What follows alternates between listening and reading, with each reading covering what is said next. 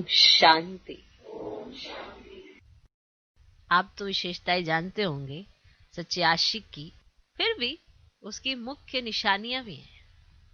माना एक विशेष निशानी होती है। चलो सुनते हैं और फिर आप देखना क्या मैं उस आशिकी में फिट बैठ रहा हूं,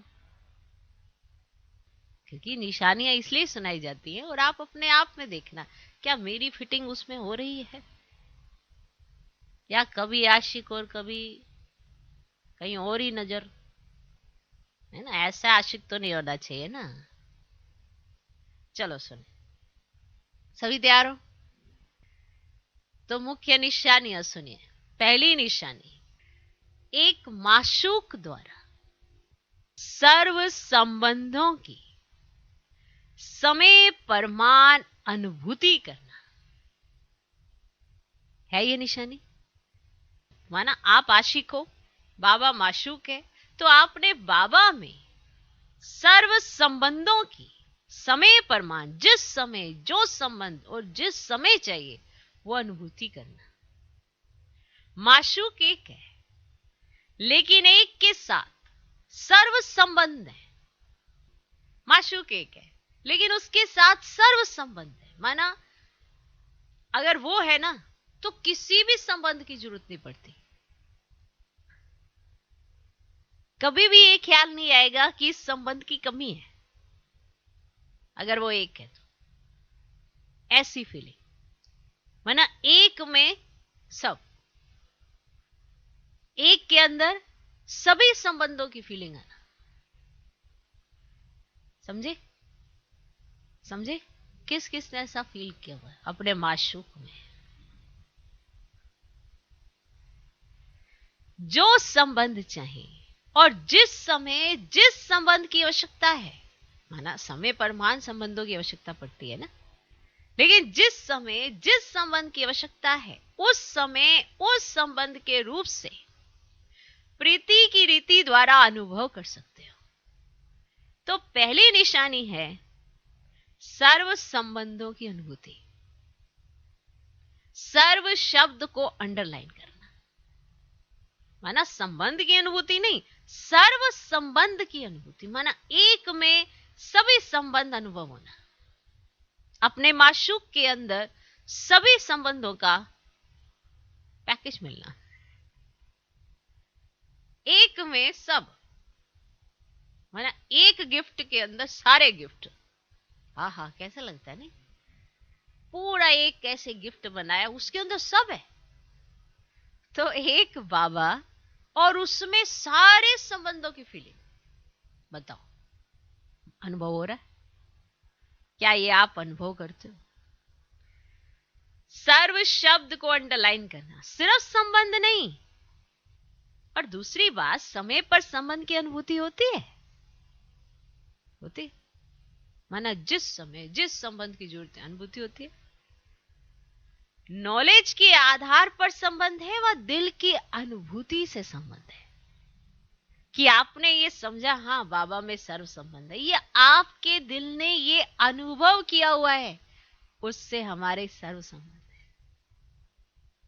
या नॉलेज से आपने समझा? बताओ, दिल की अनुभूति से संबंध है। बाप दादा सच्ची दिल पर राजी है, सिर्फ तीव्र दिमाग वालों पर राजी नहीं कि आप दिमाग से समझते हैं सर्व संबंध है लेकिन आपने दिल से फील ही नहीं किया हुआ है। आप दिमाग से ये प्रैक्टिस करते रहते हैं लेकिन दिल जाने। नॉलेज को समाने का स्थान दिमाग है लेकिन माशूक को समाने का स्थान दिल है। तो पहली निशानी समझ ली, अनुभूति, सर्व संबंधों की अनुभूति। दूसरी निशानी, सच्चे आशिक हर परिस्थिति में हर कर्म में सदा प्राप्ति की खुशी में होंगे। एक है अनुभूति, दूसरी है उससे प्राप्ति, है ना। अनुभव तो आप कर रहे हो संबंधों का, लेकिन आपको उन संबंधों से प्राप्ति भी तो हो रही होगी, ये भी तो आपको अनुभूति होनी चाहिए। क्लियर कि आपने अनुभूति की सर्व संबंधों की, तो आपको प्राप्तियों का भी अनुभव होना चाहिए कि बाबा से मुझे क्या मिलता है, मुझे शिव साजन से क्या मिलता है, जिसे शिव बच्चा बनाया है उससे मेरी क्या फीलिंग जुड़ी है, ये भी तो प्राप्ति होनी चाहिए। वह है संबंधों का अनुभव और यह है प्राप्तियों का अनुभव। मास्टर सरस शक्तिवान है, लेकिन समय पर शक्तियों की प्राप्ति नहीं होती। अगर आपको अनुभूति नहीं हो रही है प्राप्ति की, तो आपकी प्राप्तियों में कमी है।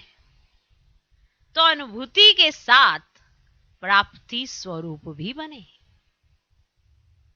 तो पहली निशानी अनुभूति और दूसरी निशानी उससे होने वाली प्राप्ति।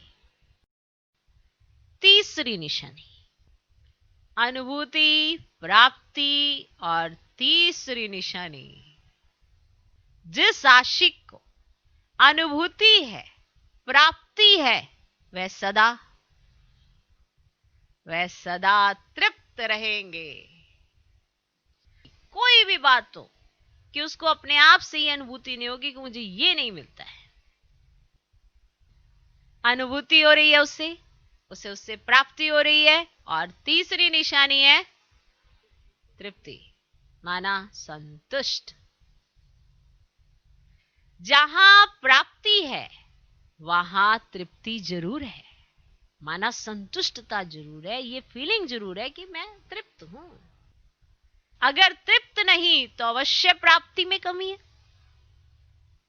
अगर वो तृप्त फील ही नहीं कर रही आत्मा, माना कि मैं भरपूरता फील ही नहीं कर रही हूं, तो जरूर कोई ना कोई प्राप्ति की कमी है।